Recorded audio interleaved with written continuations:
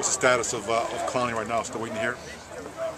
What now? The status of Clowney. Still going to wait on. Still waiting to hear about his status for the game. I hadn't heard anything. Okay. I don't know what you're talking about, to be honest with you. You were on one of the lists for the Frank Broyles Award this year. You just done a superb job of coaching this year? Or did Melvin Ingram and Jadeveon Clowney and Travion Robertson have something to do with that? Players play and players win games. I know that. I mean, I've coached hard other years.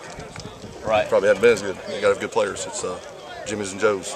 Not always X's and O's. I know that. Is it gratifying though for your group for you and thereby your group to receive? Sure. I mean, any honors those guys get is a reflection on our entire program and their work ethic and things that they've accomplished. And so, for guys to have some honors like that, it's good for our program. Good for them.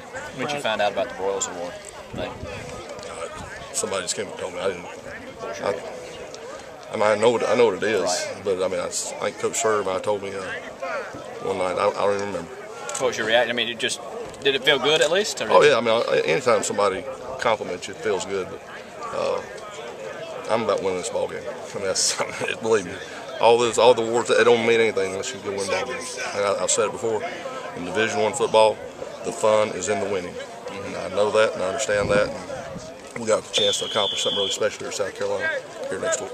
Brad, when you look back at the season that Melvin has had, is it unbelievable to you, or did you always know that he had this in him, especially after last year? I knew Melvin was a tremendously talented player, and he just hadn't completed the process of learning, and I think he's done that this year.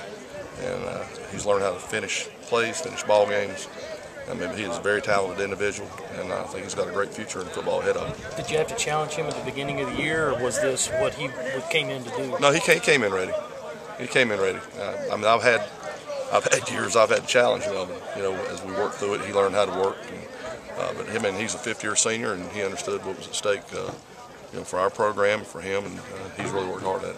It seems like the decision to name Lorenzo defensive coordinator has been a pretty popular decision. Oh, it's a tremendous decision. I mean, we keep continuity on our defense, and Lorenzo will do a great job. I mean, he's a fine individual, fine football coach. So I'm enjoying working with him. Have you sensed a difference in attitude and preparation this year as opposed to the previous bowl games? Well, there's probably a little bit more at stake because we got a chance to do something we've never done here before. But we've worked hard at other bowl games, and we just haven't finished it off in the field. And we got to do that with this. But I mean, we've had good practices in Columbia. We've had good practice today. So we got to continue the rest of this week working hard in our preparation because Nebraska's a fine football team, and we're going to have to play really well today. Have you made any changes in preparation? No, not really. No, I really haven't. It's last year we were indoors, and the year before we froze to death, and this year we're down here in Florida. And so, I mean, we really haven't. When you hear Nebraska, or when I hear Nebraska, I think of those just massive offensive linemen. What's the offensive line look like this year? They're still massive. They haven't backed down from being massive. They got big guys, and they do a good job. They got a really good scheme that they run, and so it's a big challenge for us. I mean, they're going to try to run it at us. We know that. So we've got to man up and really play hard. How have you guys played against the run versus against? I think they get a lot of their attention for what they do against the passing game. How do you like the way they've held up against the run?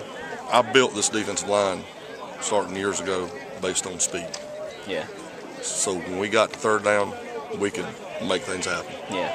But we've held up well versus the run. Stat-wise, sometimes it doesn't appear that way. But we play two option teams. Right. We play two teams that they don't want to throw it. Right. And so sometimes when you look at stats, they can be very misleading. But for the most part, we played the run well. We've had a couple times where we've gotten creased up inside, and that's not good. But we played well. We're going to have to this week too. I mean, they're going to run at us. We know that. You say you built this offensive line. How long? Defensive line.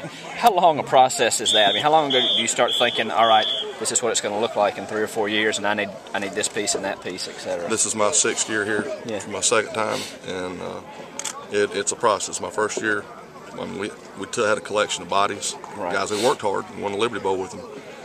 But we started the recruiting process, and again, recruiting taller guys that can run, athletic, can make things happen, and it's you take what we had. We lost to Cliff Matthews, from last year, and that's a vital piece to lose. But then you gain a Jadavian Clowney, so and we lost a lot of Adjabo, and then we gained a Kelsey Quarles. Right. So we lost some experience, but we gained some good athletes, good players, and so it's just a long process, and you got to maintain it every year. Right. I mean, you can't have drop-offs, as far as bringing talent in your program. And this year, I mean, for the kids we got committed right now, we feel good about them, and so bring them in our program and plug them in and develop. It's player evaluation and player development. I believe that in coaching. That's what it is. Right. Some people believe it's all recruiting. Some believe it's all coaching. It's both. You've got to make good evaluations. Don't care about all that star stuff. I've seen plenty of 2 and 3 stars become good players, and plenty of these other stars become nothing. So, and then you got to develop your kids. And we have a great strength coach, and with his help and what we do, training these kids, hopefully we put together a good product. Is there something you look for besides tall? You mentioned tall and athletic. Are there 5 points you say I got to check this off and this off my list for this guy? I like height. I mean, if we can get, I've got some guys that aren't as tall inside a tackle, and you don't have to have as much height there, but like height, athleticism, ability to run, quickness, change of direction skills, their demeanor. I mean, Devin Taylor is a great example. I had him in camp coming out of high school, right before a senior in high school, and he was so quiet and mild-mannered. I really worried about his demeanor. I got him to camp, and we did some combatives. I punched him in the chest, so what he'd do, and he tried to kick my tail, and I knew right then he had something special to him. And that's when we offered him scholarship and recruited the heck out of him. But, some kids you can't tell, and that's why I like to get them in one-on-one situations and challenge them physically sometimes. Yeah. Of course, I've been hurt doing that too. But that's you got to find that demeanor. They got to have the right demeanor to play defensive line. It's the hardest position to play football. Just because physicality? Oh, inside at tackle, sometimes you got 650 pounds pushing on you. Yeah. That's tough. That's tough. Yeah. What sort of challenges does this Nebraska offense face in terms of the speed that Martinez has? Oh, they've got, anytime you got an athletic quarterback, yeah. It's an extra dimension. Yeah. It's an extra challenge, and he brings that, for them. What kind of qualities does Lorenzo, do you think, bring to being a coordinator? Well, I think he's got a great rapport with the players, and we sat down, we've gone over a lot of stuff together. He knows that we've got to piece this thing together, and he's getting ready to do this for the first time, and here at South Carolina, he's very humble in his approach to what he's doing, and I think he's a great fit for South Carolina. The fact you guys continue to play the 4-2-5, is that important? Is that important in your Yeah, and I'll say this about the 4-2-5. All it is nickel defense. I don't know where all this 4-2-5 comes. It's nickel defense. Instead of having an outside backer, we've got a kind of a DB out there. Yeah. That's all it is. It's nickel defense. And so I chuckle when I hear all the 4-2-5 stuff. We played nickel. That's our base defense. Nickel. About what percentage of the time do they run option? Probably 10-15% of the time. Some form of the option. Can you tell when it's coming, or is that what makes it a challenge? Because the option. The thing about the option, you have to get them behind schedule when they run it enough, and hopefully you create some bad plays. Now, they're not like Citadel or Navy, but they run what I call some belly G option, some front option. They pose some challenges now. So it's anytime you play a team that runs the option, that's an extra dimension that you got to defend, and so our offense runs something.